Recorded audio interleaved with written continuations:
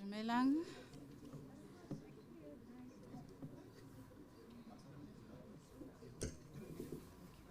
Good morning, ladies and gentlemen. My name is Musidi Mokhele. I am the General Manager of the National Press Club. National Press Club is a body of journalists and media professionals established 45 years ago, initially as the Pretoria Press Club. We are gathered here this morning, still morning, to launch the National Transport Month together with our Honorable Minister as well as the Deputy Minister. So for those who would like to follow the proceedings virtually, we are streaming on our Facebook page, National Press Club, so you can follow the proceedings there.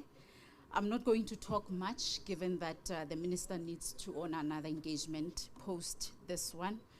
But we also want to acknowledge our host, SA Taxi, for partnering with us on this occasion.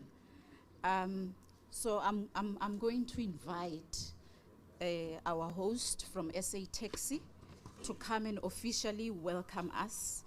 Mr. Matsidikani Muswani, who is the board member here at SA Taxi, if you can please join us in front.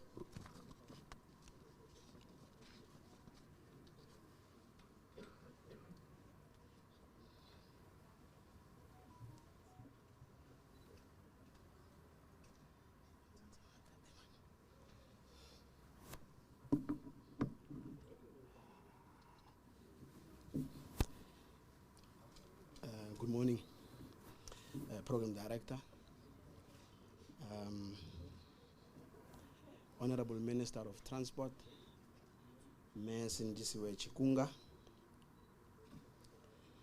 the Deputy Minister of Transport, Mangcu, the MECs present here today, the Director General Advocate, Mlau, chairpersons of the board, CEOs of entities, DDGs, the COO of the business, Pierre Bouvet, the executive head responsible for operations, Rhodes Kent, the president of Santaco, Secretary General of Santaco, Date Kumbu, National Press Club members led by the Secretary, Date Machete, members of the media, ladies and gentlemen, all protocol is observed. Kalina regetswala pampiditse mara ke matsidikanye. Ke mazwi ka seraeto. Wa go tswa seleteng sa sekhukhune. Program Director, as we move into October and what the Minister is launching today, I'd like to steal 2 minutes of your time, and I know we are pressed for time. We've had a rough September as a country. I think yesterday we lost a seasoned official and an elder who served this country with distinction, Ndate Aziz Pahad. We also lost, as a country, an activist, Ausizoleka Mandela. We equally lost Prince Mangcu Buthelezi, Ndwanawa Pendangena. But we also lost a philanthropist and a businessman, Ndate Agerman. Program Director, it would be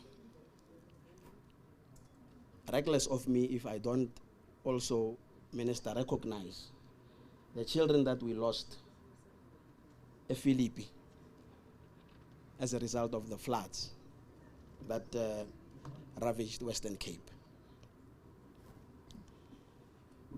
We are here, Program Director, Honorable Minister, as SA Taxi, to welcome you to our business. I've said it earlier and I will say it now, Minister, that we are grateful to have you visiting this business once more. Because this is the second time, Minister, that you visit these shores.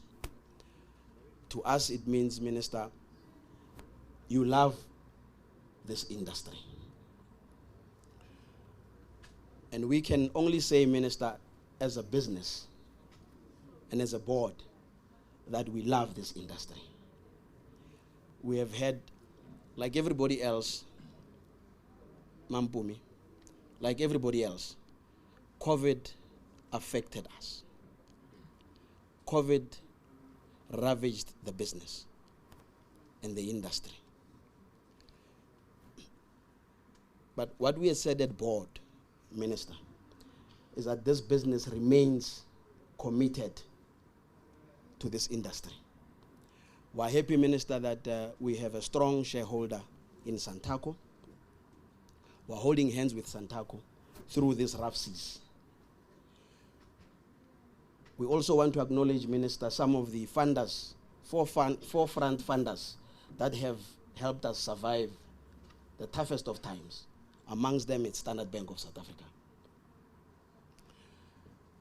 Whilst I'm talking about the funders, Minister, and it's a plea, Minister, it's a plea that we seek your assistance, Minister, and obviously of your colleagues, to help us, Minister, source local funding. It is difficult to source local funding, Minister, in South Africa for this industry. It is extremely difficult. Yet the minibus taxi industry, Minister, remains the backbone of public transport in this country. And this business, Minister, remains the forefront leader in extending funding to majority displaced, disenfranchised operators.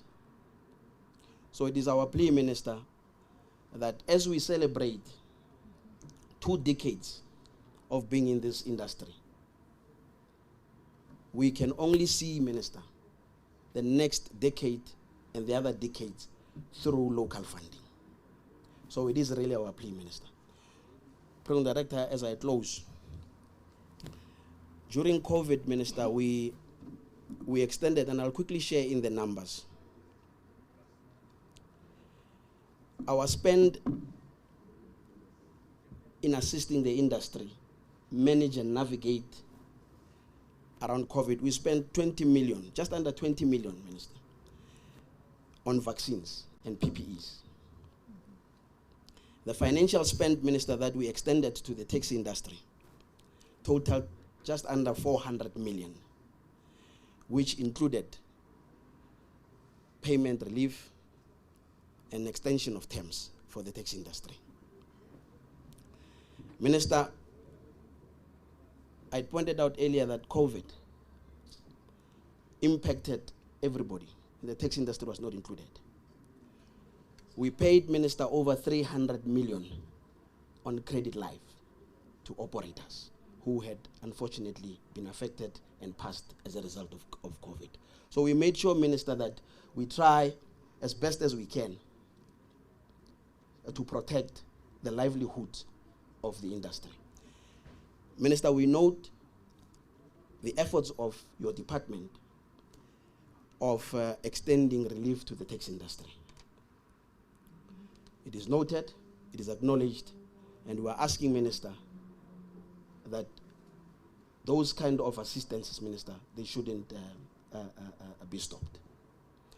Program Director, allow me to descend the platform, but thank you for the opportunity, and again, thank the esteemed guests that have made it to the event. Thank you very much.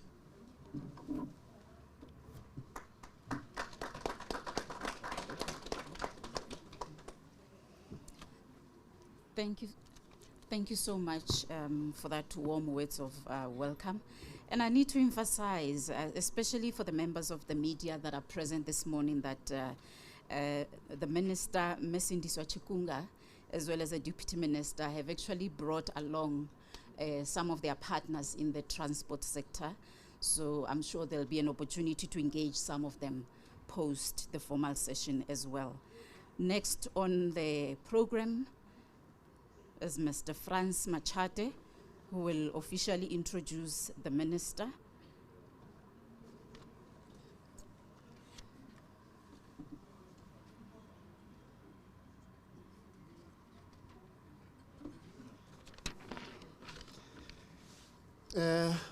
Thank you, Program Director, the fellow Executive Committee member, our General Manager at the National Press Club, Sindisiwe Mkhele.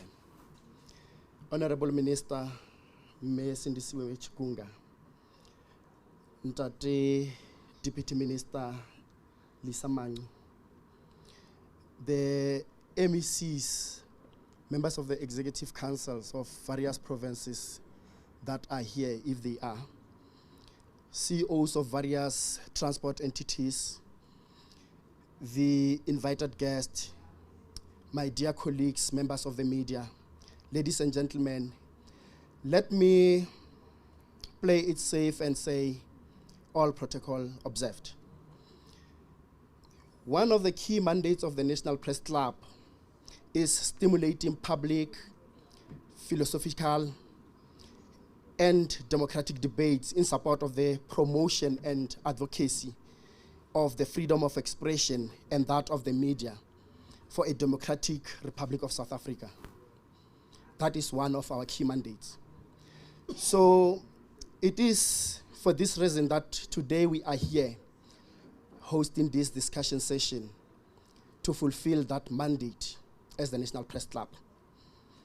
I have been given a very difficult task by the National Press Club Executive Committee to actually introduce our very important guest. And you'll hear why I say it's a very important, difficult task. I say this because the magnitude of the responsibility bestowed on Honorable Minister Chikunga by the President of South Africa, President Cyril Ramaphosa. It's a very mammoth one. It's a very big responsibility in the sense that we are all here because of that responsibility. I think you'll all agree with me. If it was not because of that responsibility, none of you will be here. Whether you walked, you drove, you flew, or you cycled, it is because of the responsibility that is bestowed on the minister. All of us gathered here, we all agree that even at this venue where we are, I think you can hear even the sounds of the cars moving outside. That there are a number of cars, taxis, buses, trucks that are moving outside. So this will then form part of the responsibilities that I'm saying are very important. So these vehicles, the aeroplanes and everything, they are the ones that are keeping the wheels of our democracy, the wheels of our economy in motion. So the availability of transportation and the entire transport sector, it's one important responsibility.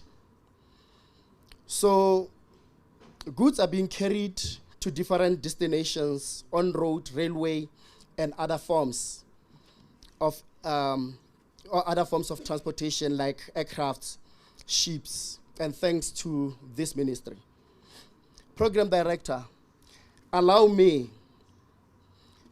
as the Secretariat of the National Press Club, to introduce and welcome the tough lady behind all these issues that I have described.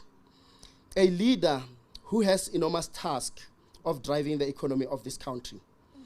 Our mother, the Minister of Transport, Chikunga. Let me invite you all, ladies and gentlemen, to welcome Minister Chikunga to the podium with warm round of applause. Minister, here are your stakeholders in driving the economy of the country forward. Members of the media, the fourth estate, we are all yours, Minister. Thank you so much for coming. Thank you. Thank you very much. We may be seated.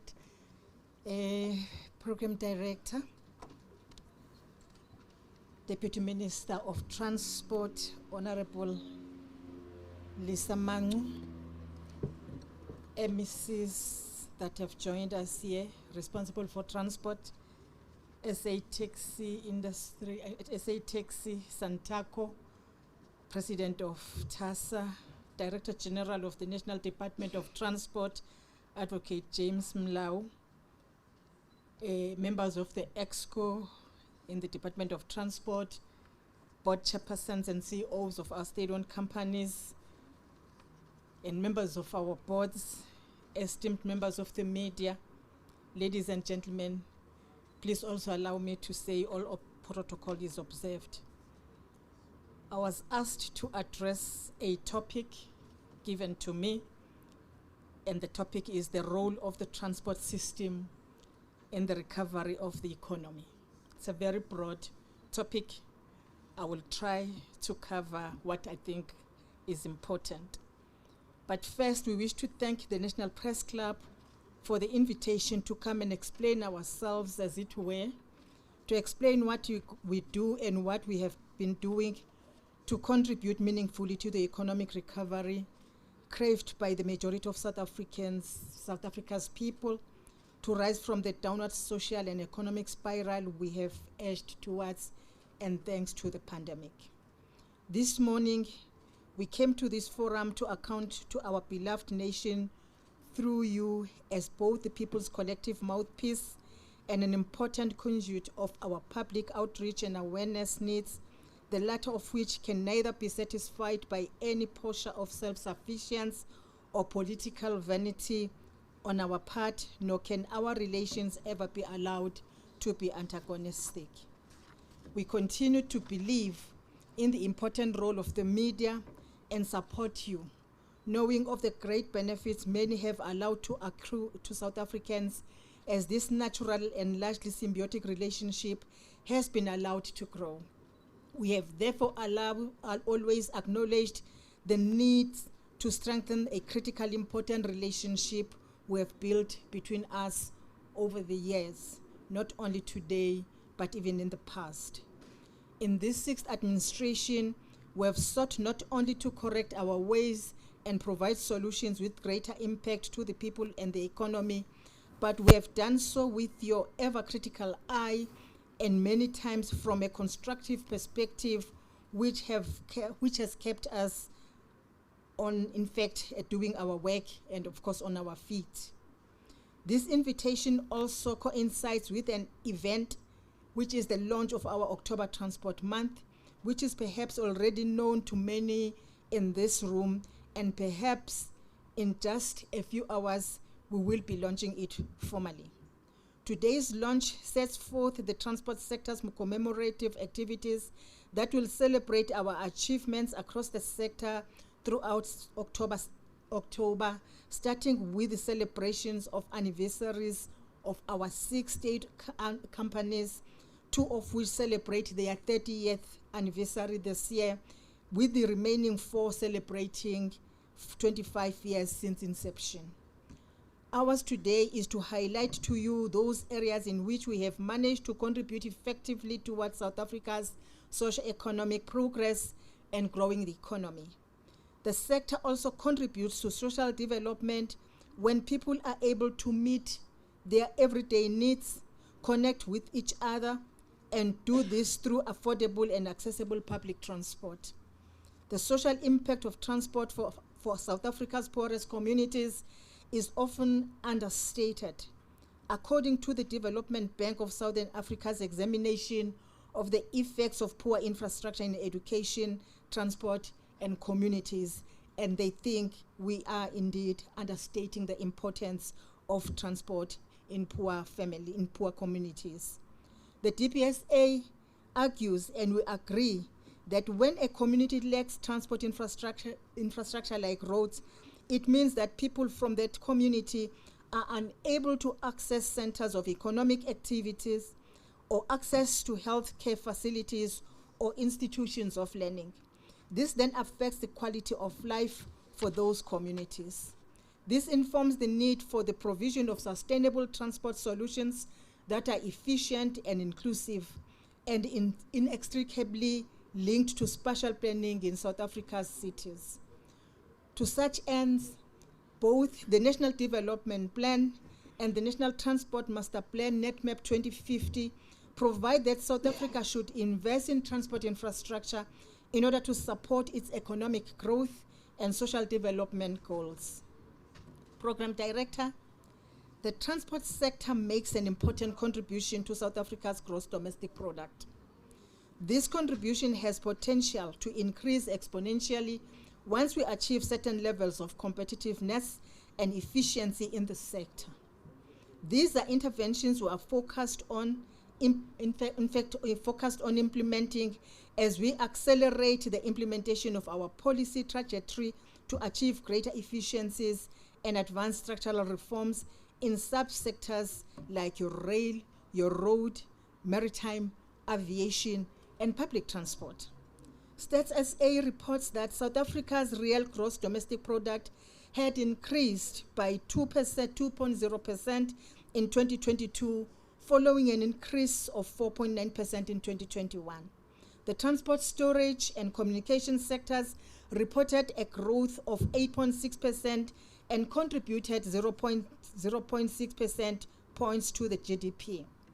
These sectors contributed an added value of approximately 362.5 billion rand to our GDP in 2022. It should thus be understood that the sector had contributed an added value of over 300 billion rand in past years. In 2020, the decrease in value-added business reflects the pandemic year, in which restrictions for operations were applied in the transport sector. In addition, the latest Stats GDP results for the first quarter of 2023 shows that the transport, storage, and communication industry increased by 1.1%, contributing 0.1 of percentage points to GDP growth. Program Director, government has developed and continues to implement the Economic Reconstruction and Recovery Plan since October 2020 in order to contribute to recovery from the negative effects of COVID-19 on the economy, prioritizing infrastructure spending as critical to speeding up economic growth.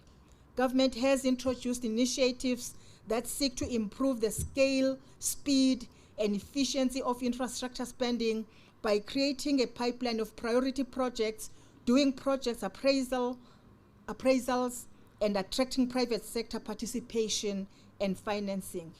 The first 62 priority infrastructure projects were gazetted in 2020, and more than 340 billion rand of funding has been committed from the private sector.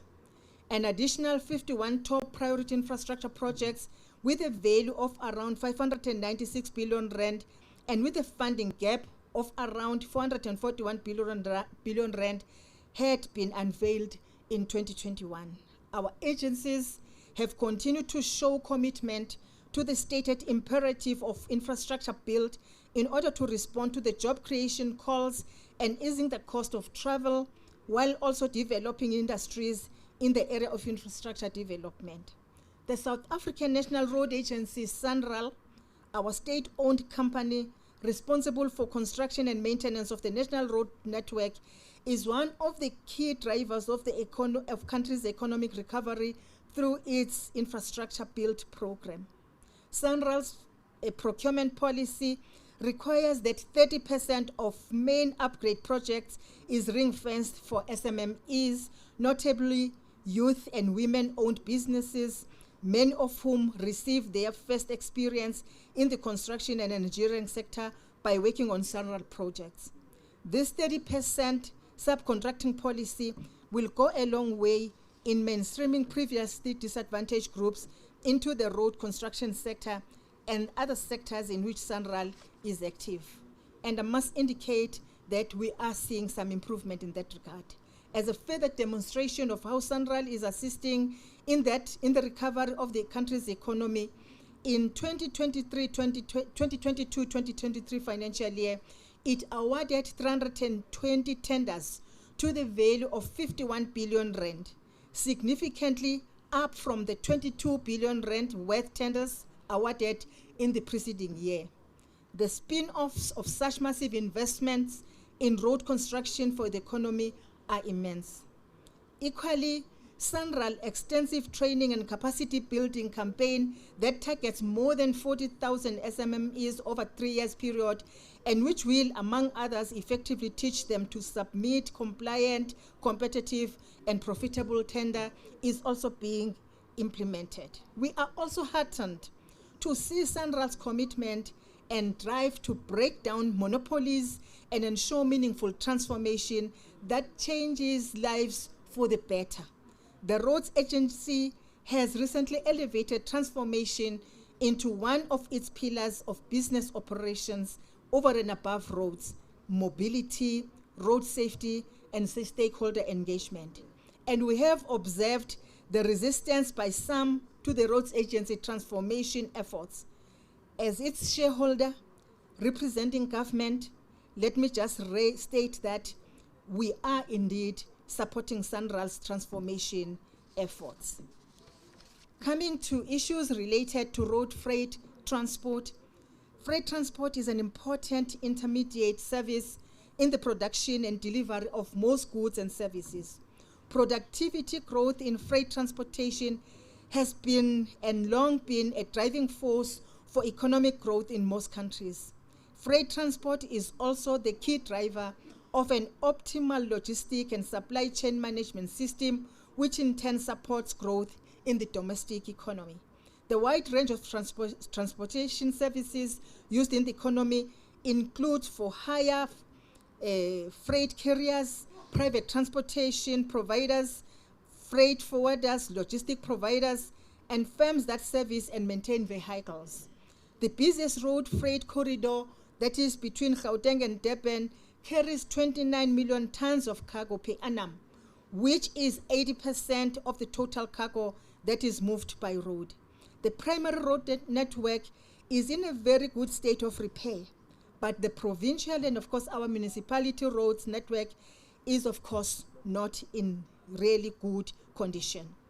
However, roads continue to degenerate as a result not only of lack of investment or lack of a sustained maintenance regime, but also due to burden caused by freight transportation, including the transportation not meant to be on roads. And this morning session that I've had excited me because I think it begins to address this problem that I'm raising. The roads are generally perceived to be responding well to the demands of the freight industry in terms of flexibility to attend to client requirements, short turnaround times, and enable sophisticated transport logistics systems that respond to complex client supply requirements. However, cargo that must be on our roads, it has to be the road-friendly cargo and not rail-friendly cargo. We therefore think that road freight movement places a serious fiscal burden on government, particularly where heavy vehicle overload is concerned. And it is therefore urgent that we address this matter. As far as I'm concerned, it can no longer be postponed. I've said a lot about SANRAL, but if we do nothing today about the movement of rail cargo freight, in fact, rail-friendly freight, moving it from road to rail, if we do nothing, we're going to see our state-owned company that is performing exceptionally good beginning to decline. That is why as government, we are happy that Vulindlela is actually doing something about this. We are happy that NLCC, established by the president, is beginning to say, how do we implement the rail policy? And the rail policy is very clear on what needs to be done. And as we implement the rail policy, some of these challenges will actually not be our tomorrow's challenges and today's challenges. I'm happy that already there is a road map towards ensuring that this matter is addressed. Unlike maybe in the past, we didn't have a roadmap. Now there's a roadmap. It is up to us that we implement it. We cannot speak of road freight without mentioning of its governance across our borders, as in the facilitation of cross-border freight and passenger transportation, a function which has been improving in leaps and bounds for the Cross-Border Road Transport Agency, which is CPRTA, which is also among those of our companies turning 25 years this year. And I want to believe that when we are invited for the celebration of their 25 years, we'll get to know more about CPRTA. I also will want to say something about our integrated public transport network, which also is about infrastructure that we are building in the transport sector. Implementation of the IPTNs, which is integrated public transport networks, is central to the functioning of hubs of economic activity, as they provide sustainable, affordable, and functional transport solutions to urban commuters. By mid-2020, 7 cities were already operational. Many of us refer to this as a BRT, bus rapid transport, but as a matter of fact, it's much bigger than that. We're already operating this in my city, in Cape Town, Western Cape, Rea Vaya in Johannesburg, Arieng in Pretoria, Go George in George, Harambi in Ekurhuleni, Limpopo in the Eastern Cape, and Liatola Polokwane in Polokwane, that is Limpopo. And I just want to say that this is, of course, the National Department of Transport project, which we are implementing. It's a flagship project. We're learning lessons as we implement it. But of course, it is about that important infrastructure, again, that we believe it is contributing into the GDP of the country. Coming to passenger rail, I just want also to mention that we have got PRASA that is responsible for passenger rail. It is restoring passenger rail services and fulfilling its primary mandate to move people. Over the past year, PRASA has gained ground in its efforts to recover the passenger rail network, rebuild commuter rail corridors, and move commuters on the new modern trains, isitimela sabantu. We have blue trains that we are manufacturing here in South Africa. And I emphasize this point because many of us may not be aware that the trains that we are operating now, the blue, beautiful trains that we're operating now and that we are launching, are not imported, but we are manufacturing them here in South Africa, here at Ekurhuleni. Today, we also celebrate PRASA's milestone in restoring the passenger rail network, progressing towards positioning rail as the backbone of our public transport system. We proudly announce that to date, 18 corridors have been recovered out of the 40 corridors operated by PRASA, with a total of 230 stations refurbished to basic functionality. Trains are running in major cities such as Cape Town, Johannesburg, Durban, Pretoria, and Ekurhuleni. By the end of this financial year, PRASA will have recovered 80% of the commuter rail corridors while introducing new modern trains manufactured in Ekurhuleni. The recent reopening on some of the corridors is a testimony to the work that PRASA is doing. Ladies and gentlemen, just recently we launched the Liraila to Germiston and Durban to Mangcu corridors that I recently attended. Commuters told us a lot of good stories. One of the commuters in the corridor between Liraila to Germiston said to us, she works for Eclix and another one for Pick and Pay. They told us a story that per month they were spending something like 1,900 rand. Today, they are spending only 300 rand, thanks to the recovery of that corridor. Another one told us in Durban that she was actually spending something like 120 rand from Stanger to Durban by taxi, but today she is only spending 11 rand 50 in a train.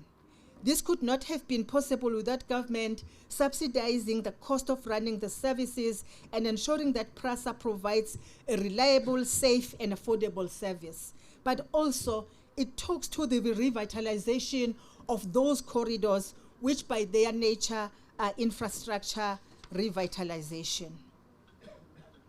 Also, we are involved in skills development and transformation. Our state-owned companies are actually ensuring that we do have skills in the transport sector, but also as the department, we have entered into quite a number of agreements with institutions of higher learning. We dictate to them because we give them our money, and we therefore dictate to them the skills that we require at a particular time. For instance, we engaged Wits University when we realized that we don't have aeronautical engineers, and we said we're giving you our money so that we can fund students and give bursaries to students who would want to become aeronautical engineers. When I talk about this one, I always tell people that when you are an aeronautical engineer, you don't have to tell people that you are educated. All that you have to say is that I'm an aeronautical engineer, sit down, then people know that you are educated. But this is the work that you are doing. We are doing in the University of Zululand, Ongoye. We have faculty, if you want, in Richards Bay, Durban University of Technology for maritime training, Johannesburg University for engineering and construction and civil engineering. This is what we are doing in order to ensure that we don't run short of the skills that we require, because we believe that transport sector does require technical skills, and we are trying just to do that. And we believe that we can do more in that regard. Just want also, in passing, to say something about one other subject that is in my heart, which is maritime.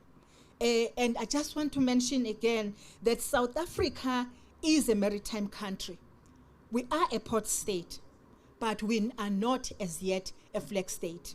And we're looking forward towards being a flag state, where we have vessels that are flying South Africa's flag. We have got about 6 today. From North, we're happy, but we will celebrate when we have at least 50 vessels that are flying South Africa's flag. There's a lot to benefit out of that, because our flag is a white flag. We're able to dictate to whoever is coming to register his or her vessel in South Africa that these are the conditions. You're going to employ people from South Africa as crew, and you're going to open offices here and employ our South Africans. But also you're going to repair your vessel here in South Africa. And that is why we're looking forward to that level. And that is why we're also engaging our counterparts on issues that we think are preventing easy registration of vessels, including VETs to those who would want to engage in fact, register their vessels. The Ports Regulator of South Africa, through the tariff application process, has enabled Transnet National Ports Authority to raise funding of about 14 billion rand in the 2023-2024 financial year. It is through this tariff methodology that the authority must create jobs, improve existing and build new infrastructure to address port inefficiencies. And today's meeting also gave me a lot of hope. We have the NPCC, National Ports Consultative Committee, which advises the Minister of Transport on issues that pertain to all our ports. But of course, we are not the shareholding department, and we therefore are engaging our counterparts on those areas, and we are happy that we now have the presidency coordinating the work of our ports so that our Durban port, our Richards Bay port, our Cape Town port, our national assets, which are in the form of ports, begin to take their rightful place in the continent. And we believe that this is possible, particularly if we all work together.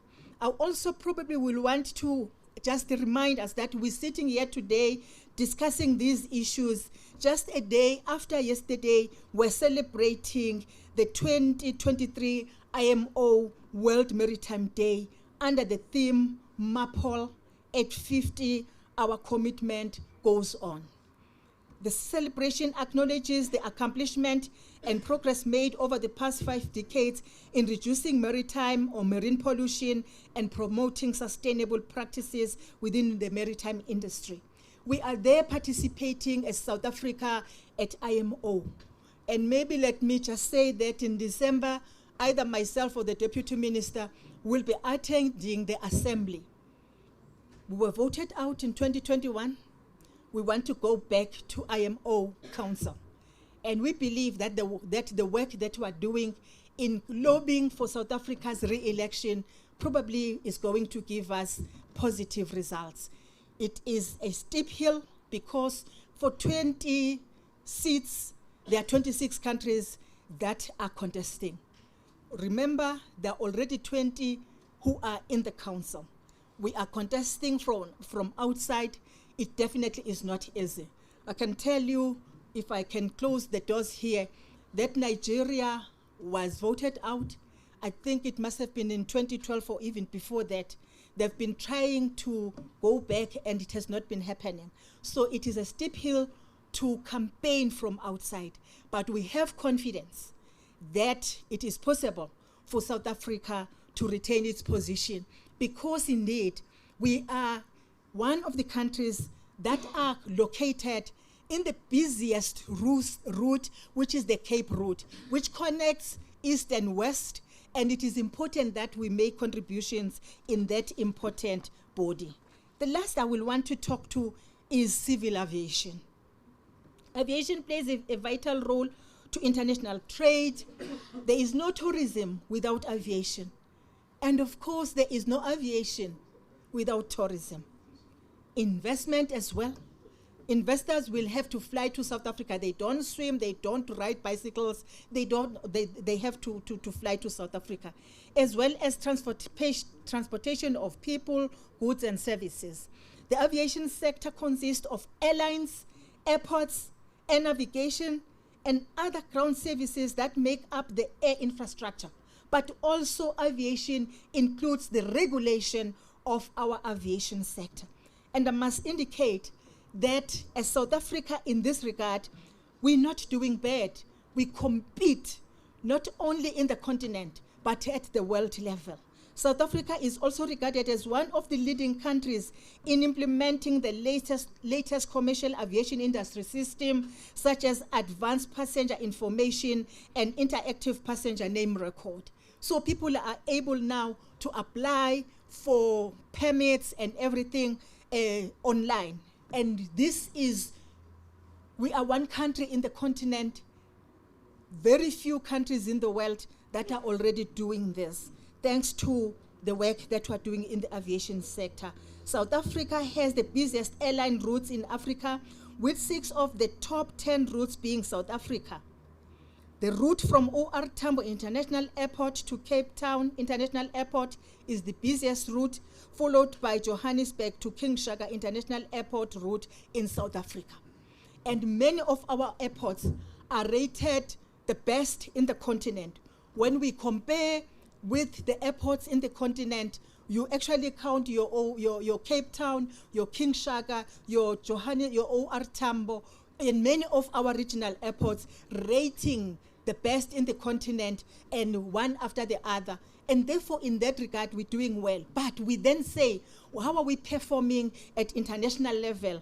And I want to believe that now that COVID is behind us, we are going to take our rightful place, because for quite some time we've been rated among the top 30 best performing airports. We've declined a little bit thanks to COVID-19, but I'm happy that yesterday's AGM confirmed to us that we are now moving towards the right direction.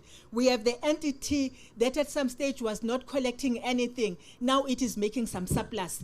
And this is what is happening in the aviation sector. The South African airport network consists of 135 licensed airports, 19 military airports, and up to 1,300 unlicensed aerodromes.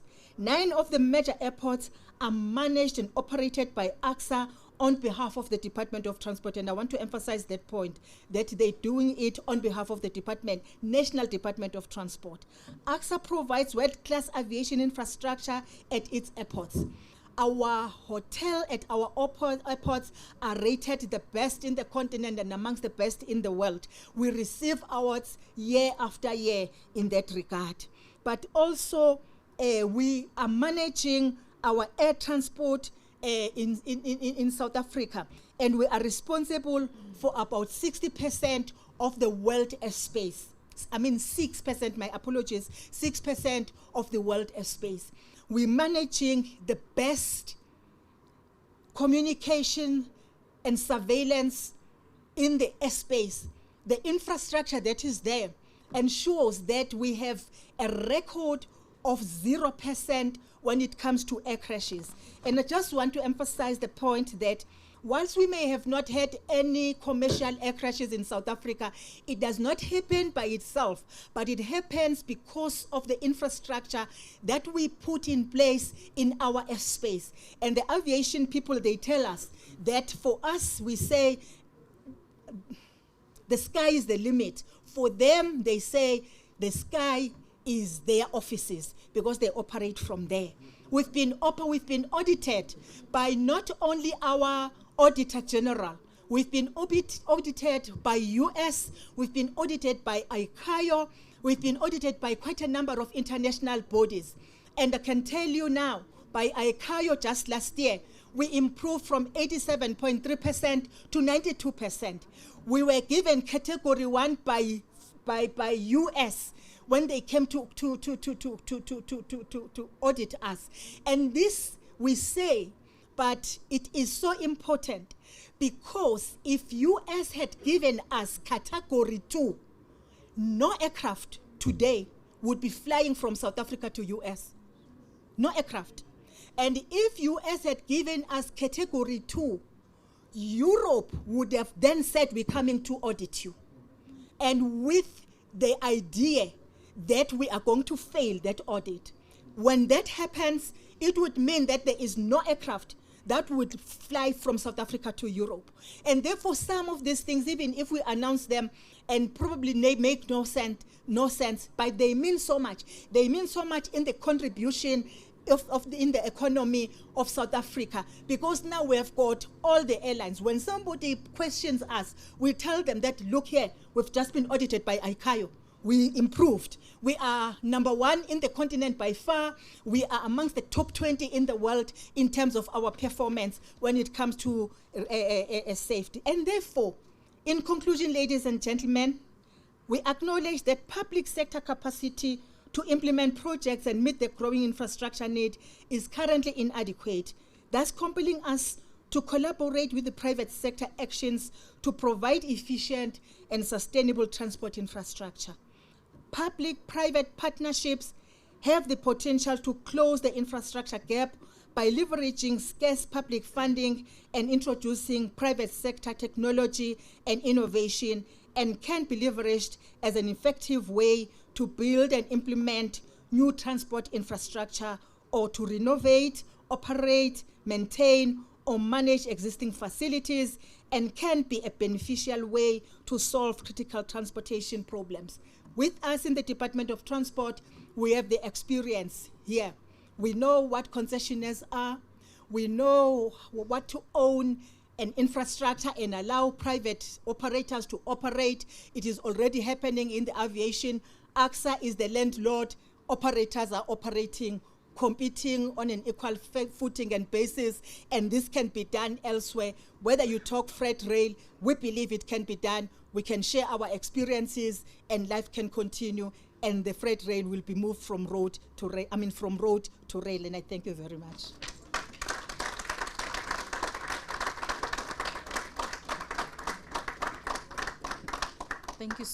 Thank you so much, Minister Chikunga.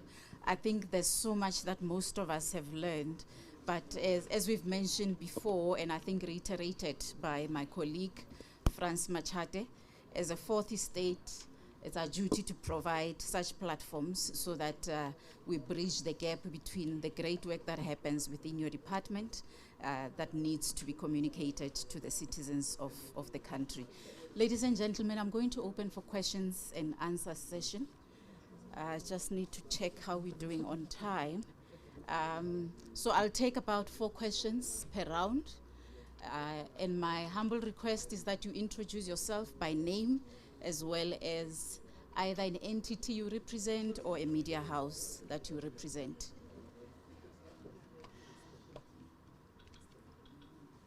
Do we have any questions? Okay, so let's take you first.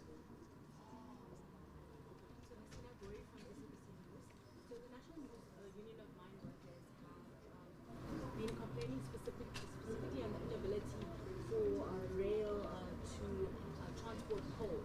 What plans have been made to ensure, and I know you've touched a little on it in your speech earlier, but what measures have been put into place to ensure that this coal transportation can be done by the railway and we don't lose out on that kind of income? They're claiming that it's threatening over 35,000 livelihoods within the sector.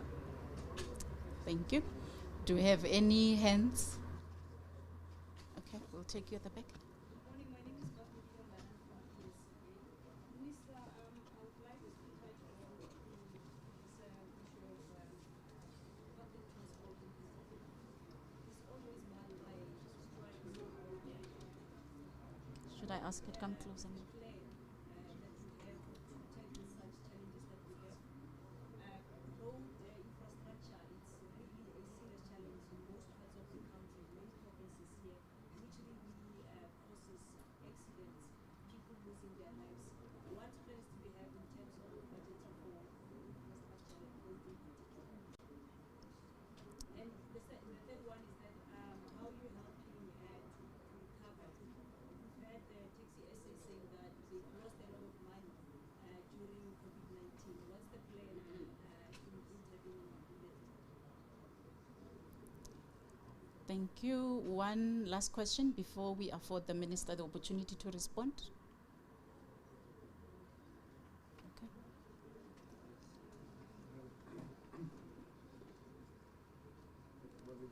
I want from PKK Global Sources. Minister, we spoke partially about aviation and also I just wanted to know all the sites like AXA and all of them, they all have facility that they have to cover facility management. I just wanted to know, is there any transformation agenda that is basically discussed in the department? That's one, because we don't have access to everywhere. And number 2, are they to talk about the bursaries and funding for like on the aviation side? Is there a platform for the pilots that we are looking at? Because I think the last time we were discussing, they have not been able to see our students getting assistance in the aviation space and on the pilots.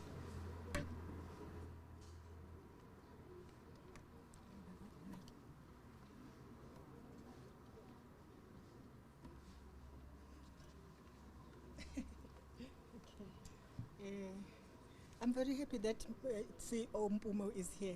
Please, can you respond just on this one question? Yes. Thank you very much. Good morning. Minister, thank you for the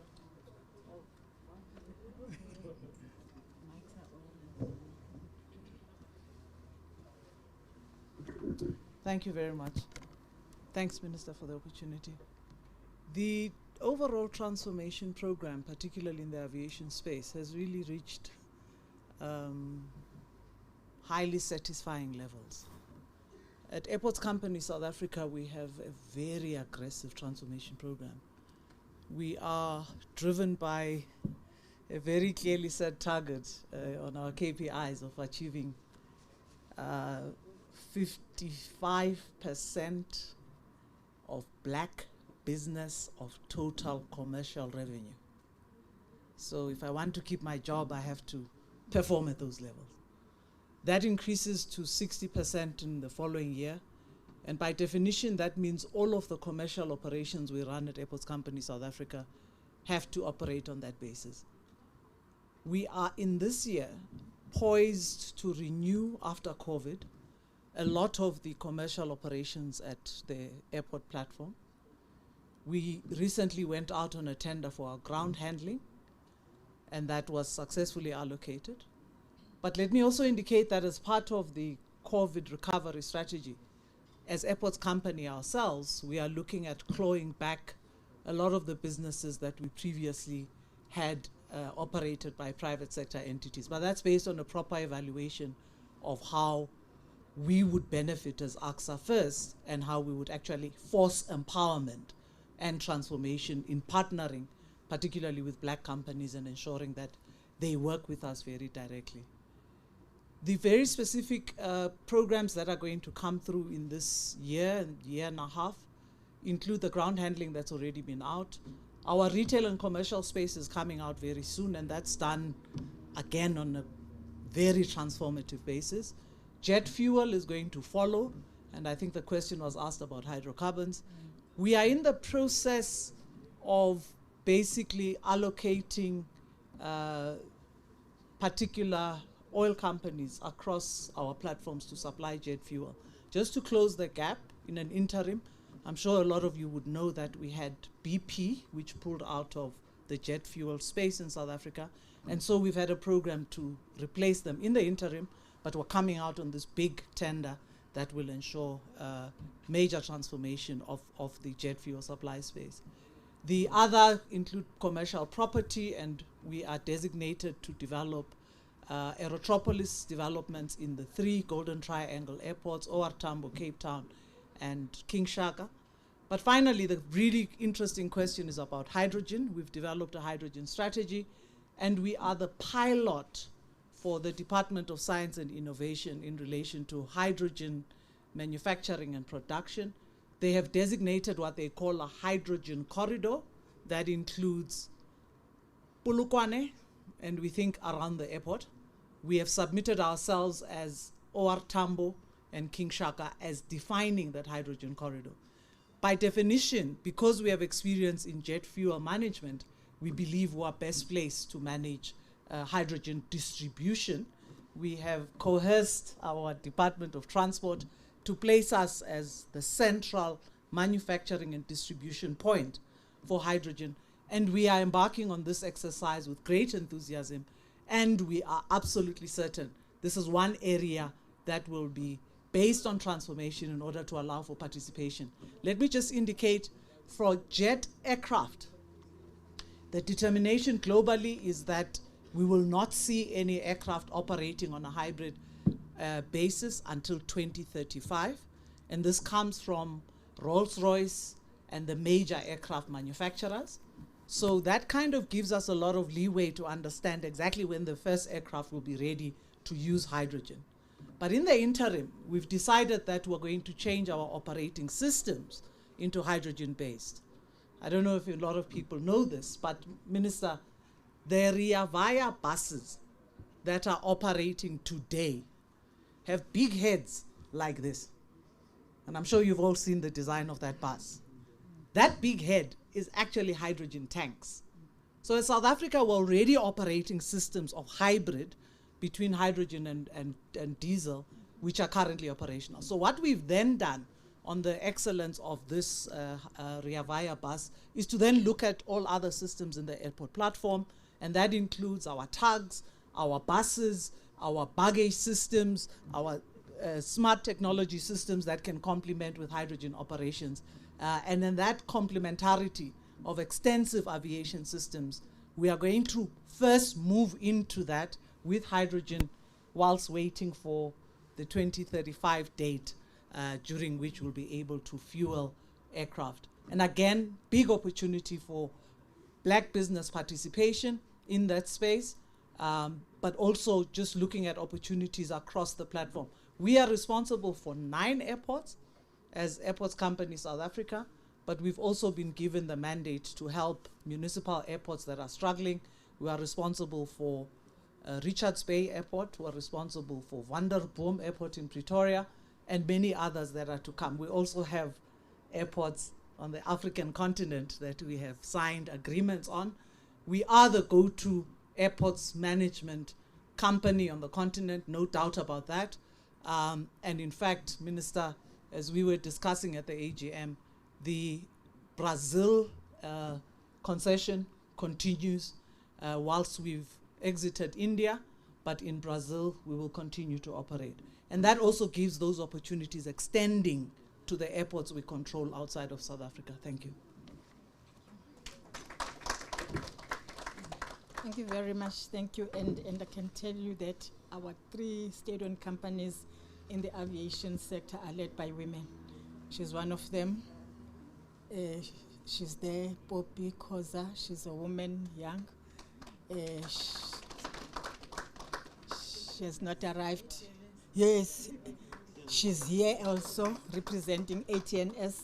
It's women, and they're doing exceptionally good job. And we're very happy about that.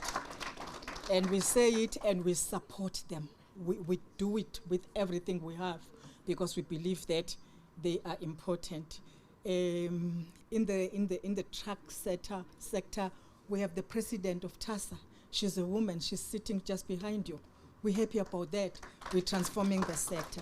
Rail to transport, what are we doing? Rail to transport, what are we doing about that? And particularly issues related to coal from Emelo and Mpumalanga to Richards Bay.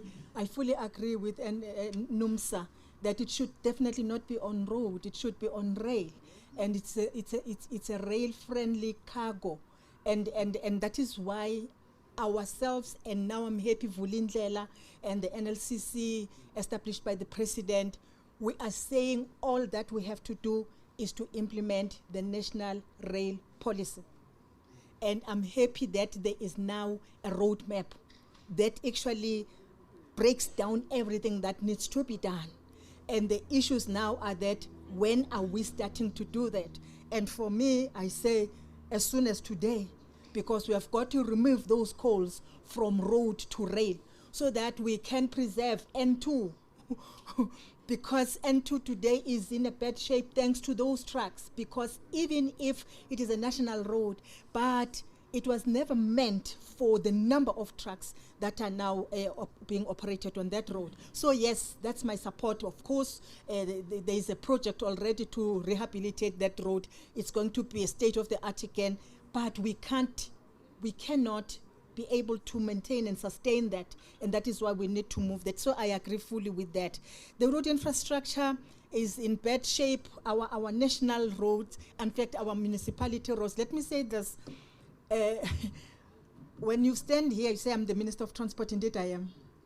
Am I responsible for 750,000 kilometer road network? I wish I was, but I'm not, but I am.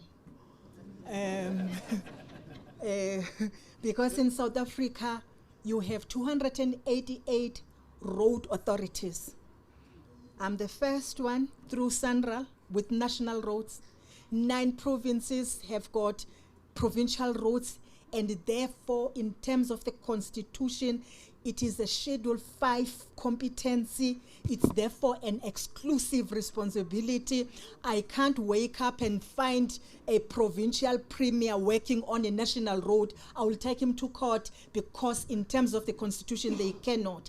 I cannot, whether I like it or not, wake up on another day, say to SANRAL, go and maintain that road or construct that road. I've got to get a permission from the province, because it is an exclusive responsibility in terms of Schedule 5 of the Constitution. It's the same thing with the municipalities and so on. So you have got that 288 road authorities. Is it working? I'm not very sure. Personally, I think it would have worked better if I was responsible for 750,000 road network that we have in South Africa.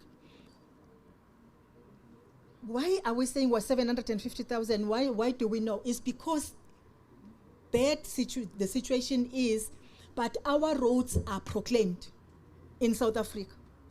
So we know our roads. We know where they are. We know their conditions. I know for sure the road that has got some potholes, and I know the road that is being repaired right now because our roads are proclaimed. So when you say my road is bad, I say which road? I expect you to say P1 su or N1 ra ra ra or R ra ra ra because they are proclaimed. It's not the case in the continent. And that is why we are number 11 in the world in terms of the length of our road network, because we know our roads. The next country behind South Africa is number 35, and that is Nigeria, with a road network of about 165,000 kilometers. But look at the size of the country. Look at the size. If you look at DRC, for instance, their road network is about 5,000 kilometers. Look at the size of DRC. But we know we are 750,000 kilometers because our roads are proclaimed. That is something positive about us, that our roads are proclaimed. And therefore, we know the shape and the state of our roads. Our national roads, in fact, let me say maybe before our national roads, our paved roads or tarred roads, if you like, they are 159,000 kilometers. They put us at number 19 in the world. Number 19 in the world in terms of the length of those roads. Which are the countries that are ahead of us? And which are the countries when it comes to number 11 of the 750,000, the total network? It's your US, it's your China, it's your India, it's your Brazil, it's the developed world. And I can tell you now, if you check, even Europe, still, in fact, US, they still have gravel roads. In fact, of the 6.8 million kilometer road network they have, 2 million is gravel. 2 million kilometers is still gravel. So we're not as bad as all that. What are we doing about that? We're putting quite a number of measures. We are saying we've got to patch potholes.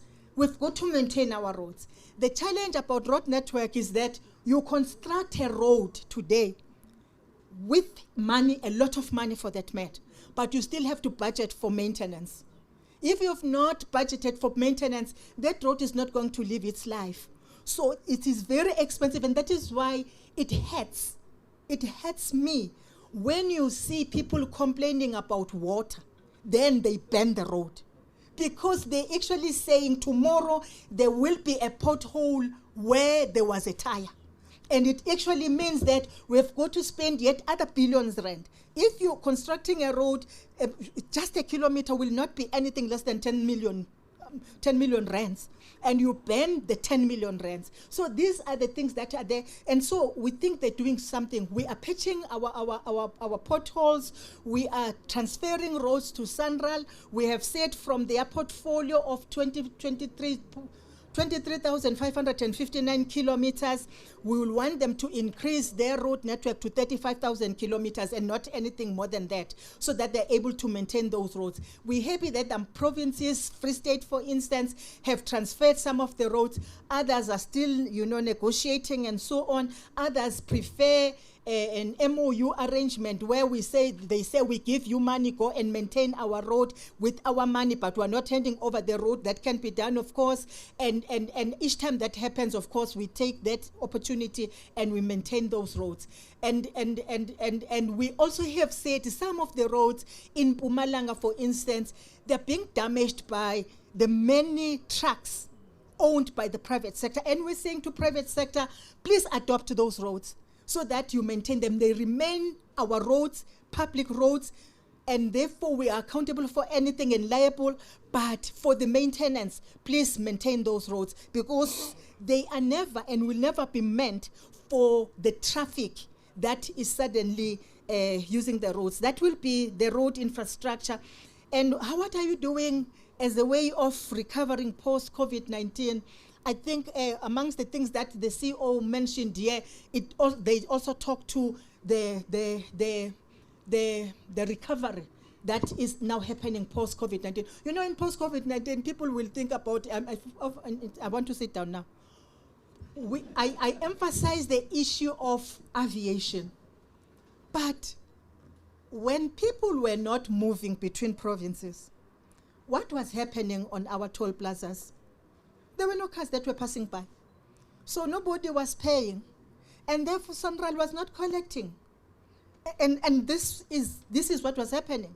But immediately after the pandemic, there's an expectation that Central should have money, but Central was not collecting because there were no cars that were moving. If you had to leave Johannesburg, you had to get a permission or lie and get whatever that you say. So I just want to say, and you could still use other routes. Remember, there will always be other routes. On the issues of transformation, I think the CEO covered that very well. But I just want also to say that amongst the people that will be here today are pilots that we sent to France at our cost to train in France. They came back with the highest qualification in the training of pilots.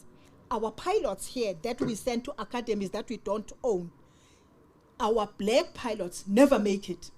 You send the same black pilots from rural schools and rural areas to France, they come back. 5 are leaving again this year. They will also be amongst us. We're sending them back to France. It's expensive.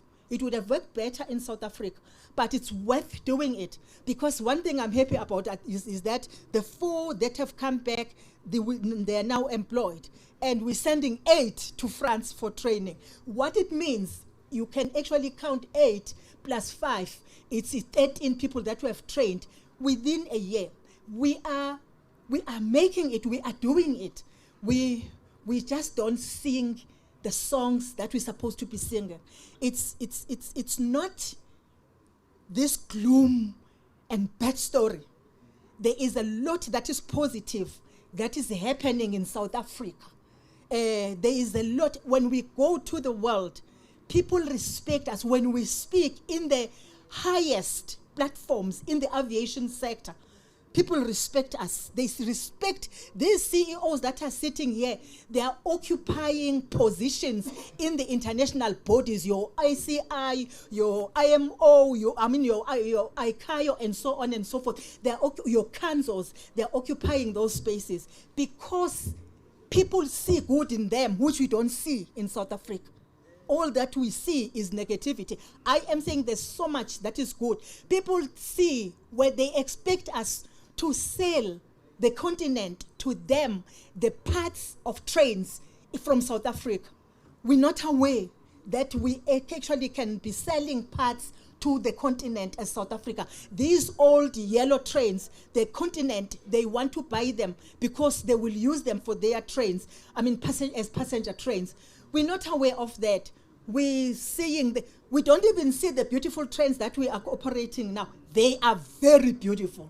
You see them in the most developed countries. We are making them here in South Africa. In Ekurhuleni, we have people that are employed there. The infrastructure that was damaged during COVID-19 when we're not operating, it is engineers, the best engineers that we're producing here in South Africa that are rehabilitating those railway lines. The biggest and the largest and the long and the highest bridges that we're building in Msikaba and Mthentu in the Eastern Cape, that the world has recognized. I think they were in one of the catalogs. I can't remember the name of that catalog. They were actually being in that catalog as these best bridges that are being built in South Africa, not by other people, but our own excellent quality engineers that we're producing. They're happening here in South Africa. The interchanges that you see in South Africa, that you think you'll see them in some countries of the developed countries, they are here in South Africa. In Montrose, you're no longer going to find a car that is waiting to turn to R103 No, we've created that interchange and that impact on road safety, and of course it impact positively on road safety, because there will not now be a car that is waiting to turn and there's another car and then there's an accident. It's no longer going to happen like that. It is happening here in South Africa. The only thing that we need to do is to wake up and see the positives and to speak about the positive, so that the investors can actually come to South Africa. Because when we think that all that we have to do is to be negative about our own country, somebody says, as I sit down, somebody says in Brazil, oh, let me not say the country, somebody says in another country, says, there is a lot of crime in South Africa, a lot of crime. And I was in South Africa for 2 weeks. I never saw any crime, but there's a lot of crime in South Africa. I am in Brazil. Somebody have taken my bag and this and that and so on, but there's no crime in Brazil. And I said, but what is this? He says, no, but because South Africans, they say negative things about themselves. All that they say is that there's crime in South Africa. Where there's crime, people don't say there's crime. They will tell you that, don't go there. And they will not tell you as to why you should not go there. I say things that they say when we go to their countries, no, don't go there. But they will never tell you that is because there are criminals there. If you are in a country such as DRC and you're getting the interpretation because they speak French, they will say to you, don't go there because they are stealers.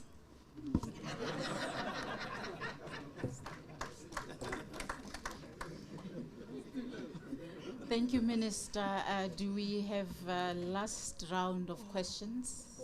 We'll start with you. Thank you so much, Musidi. Allow me to take off my National Press Club hat and put on that media hat. Minister, I think my questions will be around the railways. So we have seen the restoration of the railway lines and recovery of the damaged railway system. So how long is it going to take for the full recovery of that sector? And I think I hear there are some talks about the high-speed trains, interprovincial high-speed trains. How soon can we see such? And I think lastly, road safety, I think it's one of the killers in South Africa. And when are we going to have very reduced road accidents? And what are the plans in doing that? Thank you so much. Thank you. If there are no hands, I'll... Okay.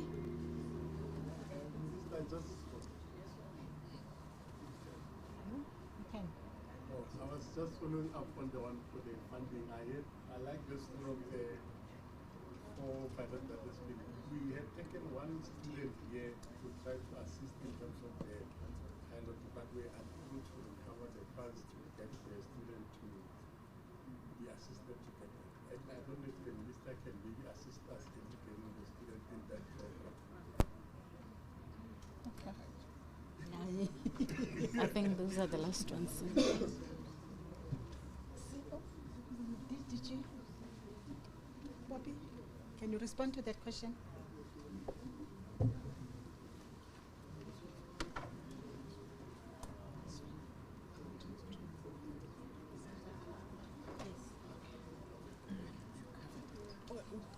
Uthi kune student abebesi-assista but abakhona, and then singangena nikulaba abawu-8 abayi-France ubuza that question.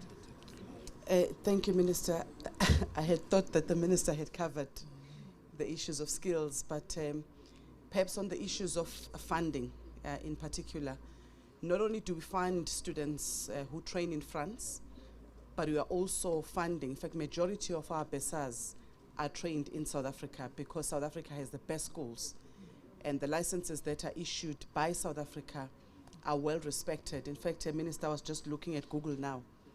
You know, these frequently asked questions, and someone was saying the commercial pilot licenses of South Africa are well recognized and well respected worldwide, which of course is a testimony when you see how much other countries are in fact poaching the pilot license holders from South Africa. But we are giving bursaries. The 8 whom we are sending to France, as the minister had indicated, is really because we are trying all systems. South Africa, you would find that to train as a pilot will take much longer. And we are also trying to benchmark and see how it works in other countries, particularly the black pilots, whom we believe that structurally there's something fundamentally wrong, where it will take much longer to train in South Africa as opposed to other countries. So, but we are also leveraging on the MOUs that our governments have with other countries as well, to see how best can they assist us. I would urge that whoever that wants to be a beneficiary of the bursaries, they be on the lookout, because we do advertise on an ongoing basis. I think another advert will be going out now in November. But of course, the students or aspiring pilots, they must perform exceptionally well, particularly in mathematics as well as science, not maths literacy, because it's a highly technical environment which requires high levels of competence. But we do issue bursaries. It's very expensive. It will take, for one to be trained as a commercial pilot license, for instance, as a region between 600,000 to 1.2 million. So just for one. And we've been giving these bursaries to about 91 bursars, and we are increasing, as the minister was indicating, that we will be sending. In fact, they are starting on the 2nd of October, which is next week. They are leaving this, they are starting on the 3rd of October, and they are leaving on over the weekend, or on Monday, if I'm not mistaken. But we are continuing on a yearly basis. Please be on the lookout. We advertise on our social media platforms, and we are committed to the transformation agenda. Thank you very much.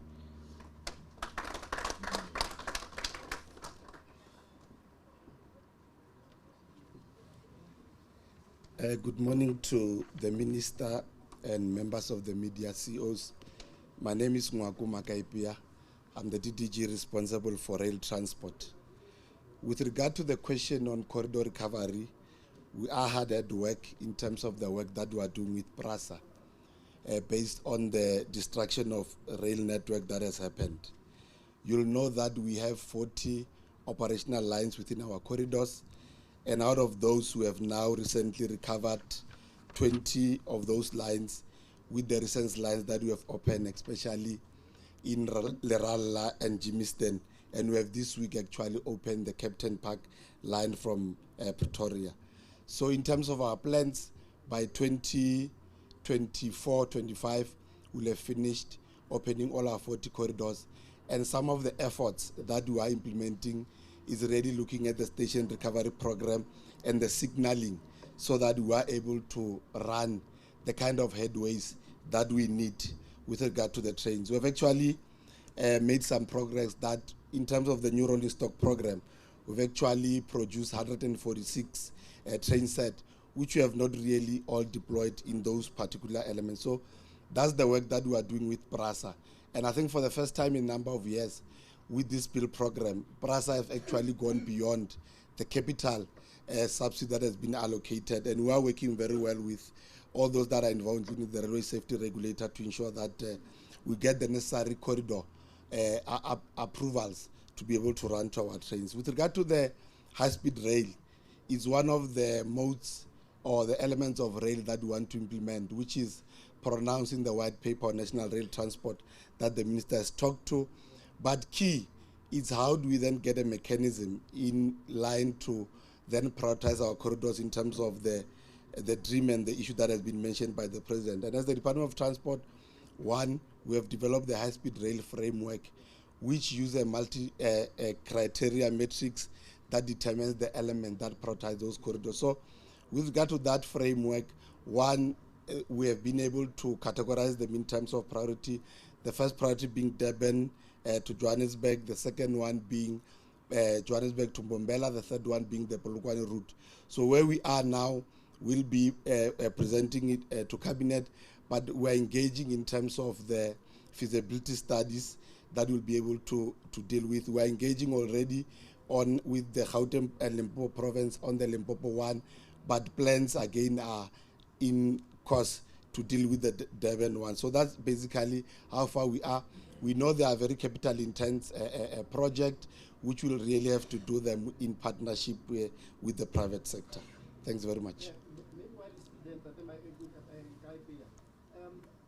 When are we likely to see the restoration of the long distance train? I think I'm very passionate about that because I think the first time I came to Gauteng around 1990s, late 1990s, I used a train, a long distance train, and those trains are really no longer there. Are we going to see the restoration of such? And the 40 corridors that you're talking about, that you are going to, you are making sure that by 2024, 2025, they'll all be restored. Is it nationally or only talking about Gauteng? Thank you so much. Thanks. In terms of the corridors that we are talking about, it's really in our at a national level. You'll remember that in terms of rail, the footprint in terms of the region where we fully operate is in KwaZulu-Natal, in Western Cape, and in Gauteng. So it covers really a vast of those provinces that we are doing work. So it's really where we are running, how do we then ramp up to make sure that we move into full service, including, like I said, some of the key elements, including the signaling and the work that we want to do. So that's basically that. With regard to long distance passenger rail, you remember that one we were obviously affected by the vandalism on the rail network because we share the same network with the freight rail in terms of long distance passenger rail. So there's work happening in that regard. But the challenges again that we are having within PRASA is that the long span in terms of the fleet that we've been using, it's really old, but we are engaged and we have allocated within PRASA what we call a general overhaul contract. That one of the elements is to really work on those trains and make sure that they are operationable, and we are working on a process, lastly, to make sure that we get proper locomotives to be able to deal with that. We are already periodically running, obviously, the two lines, which is seasonal, which is Johannesburg to Musina, and we are running the Eastern Cape line on those particular lines. But we have plans, obviously, to be able to make sure that we on-ramp and deal with those things. The high-speed rail, in one way or another, becomes another contributory element towards our long-distance passenger rail network in that regard. Thank you very much. Maybe Thank you very much. Maybe on the road safety question, but maybe before I respond to that, I just want to say something about skills and training. As the CEO of SACA has indicated that we're sending some students aid to France. Again, just this month, we're sending some to World Maritime University for master's degrees in maritime, because this is yet another very highly technical and specialized area. It requires skills. So we are investing on skills development. I was just signing one other approval yesterday of a student from the department, in fact, of our employee who's also going to World Maritime University, 14 months, a master's degree in any of the specialities in the maritime sector. So we're doing it. We started, I think, in 2015 or even earlier than that. We've been sending students. When we started, we sent 29, but of course it is expensive. Sweden is expensive. And when we send them, we ask whoever is sending them to continue giving them their salaries, but we also give them some stipends, because with the salary in for South Africa, they just cannot cope because Sweden is expensive. I always tell people that I was in Canada, I lost my luggage, so I had to go. In fact, it got lost, and I was supposed to go and attend the assembly, and I didn't have anything to wear. So we went to try and get something to wear. A dress, this one, a dress that you would get at PEP in South Africa at 399 rand. There it was not anything less than 9,000 rand. A shoe that would get at 400 rand It was not anything less than 9,000 rand. So we said, where is the Marapa stud here? So they took us to Marapa stud. And I bought a second-hand shoe, but worth 3,000 rand in South Africa, a second-hand shoe. I have it. It's brown in color. So the point I'm making is that we try and assist our employees and our students when we send them. So we've sent another team just this September to World Maritime University. Others, they are graduating. If we are able, we'll also attend their graduation. So there's a lot that we're doing in trying to ensure that we have skills, because the Department of Transport, in fact, the transport sector is a technical department, it's an engineering sector, technical sector, so you need those technical skills. On road safety, South Africa is a signatory to the United Nations flagship project, which is 2021-2030, a decade of action to have road accidents. We are participating in that. And I'm happy the TICS industry, as a way of assisting us, then they have Hlokomela, which also is a project that aims at reducing accidents. But other sectors, other companies as well, they have their own sectors. We are implementing as a department the road safety strategy, but also all our entities in the road sector, that is your Road Traffic Management Corporation, your Road Accident Fund, your SANRAL, your Cross-Border Road Transport Agency, your Road Traffic Infringement Agency. All of them, they have got some element of dealing with road safety because they are in the road sector. So they do have that, of course, with the RTMC being the lead entity in that regard. You will be surprised to know that even on our bad road, really poor, very poor roads, you don't have many accidents there. The accidents in South Africa and the top 20 most hazardous roads are our best roads.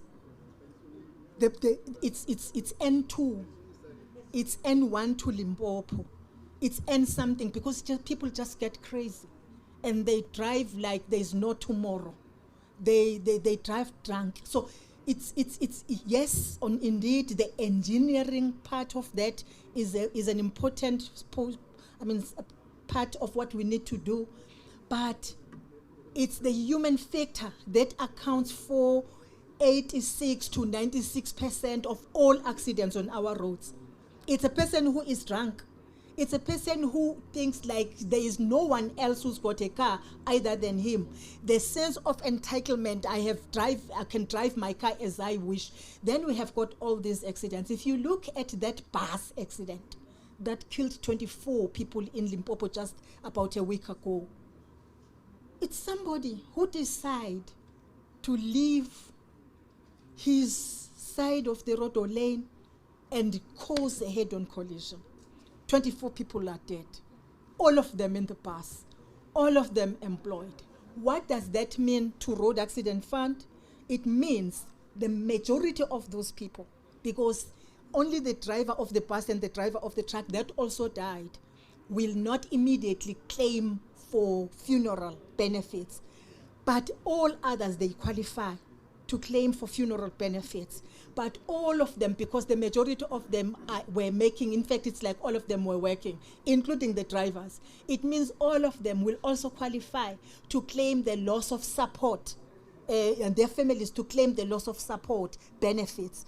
That immediately puts a lot of strain on the Road Accident Fund, because none of those families will go to the owner of the truck, whether the truck was wrong, or go to the owner of the bus. They go to the Road Accident Fund and claim compensation from the Road Accident Fund.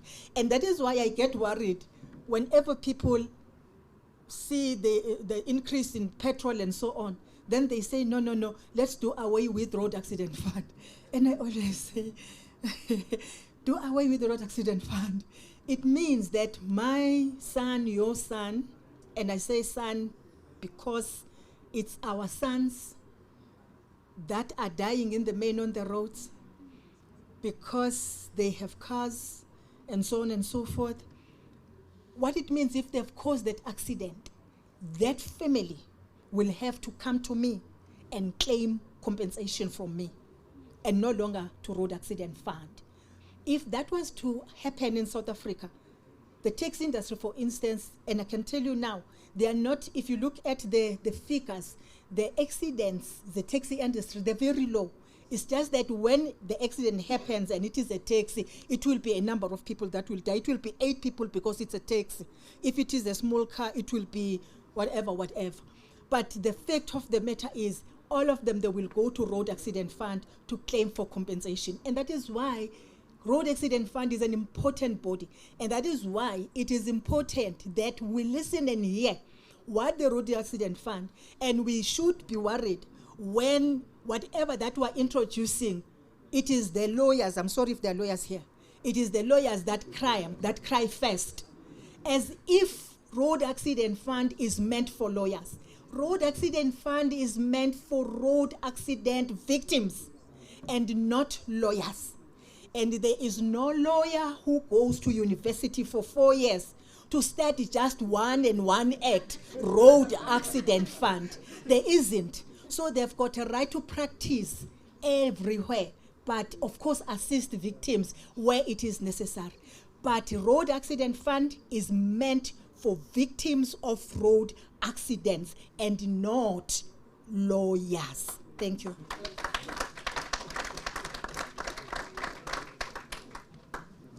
This is where we leave it with the questions and answer session. Ananias Ndlovu, I almost said Ananias Mati. I'm so sorry.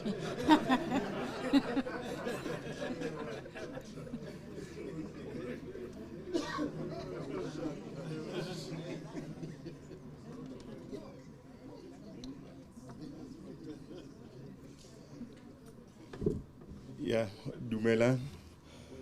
I know I'm used to it. Ananias Mati. Wherever I go, Ananias Mati. So, but yeah, thanks, Chair. I'm Ananias Ndlovu, not Mati. So mine is that part. Mine is a small one, and it's a closure. And to say to you guys, I'm from the National Press Club. And we are happy and so delighted to host the minister. And we are a working press club, I must say. On Wednesday, we hosted the French embassy. Yesterday, we had the media briefing. Today, we are hosting a minister.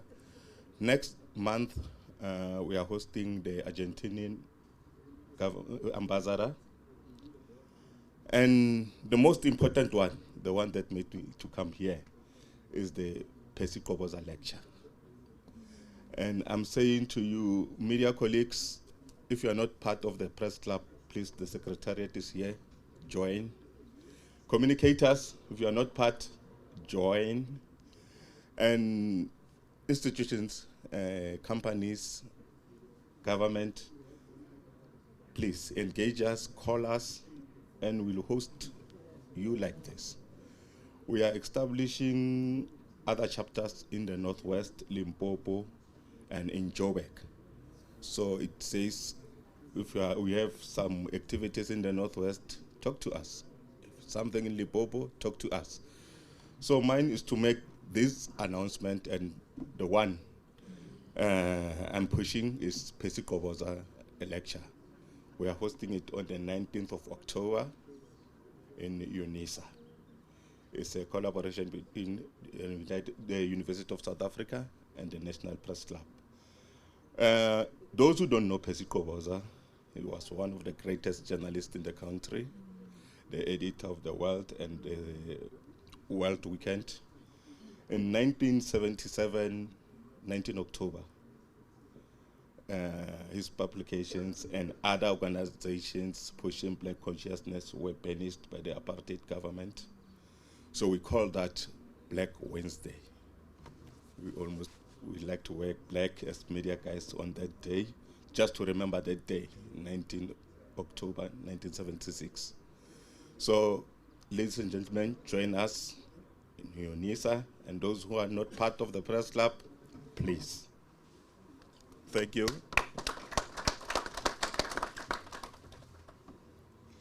This brings us to the end of the formalities.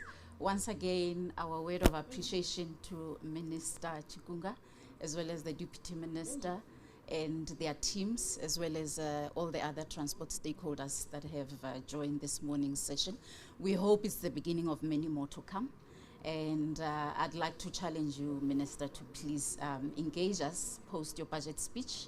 I think what you've shared with us this morning, it did not only stay in our minds, but you touched our hearts as well. I think we have a better understanding of not only the work that lies ahead, but the challenges as well.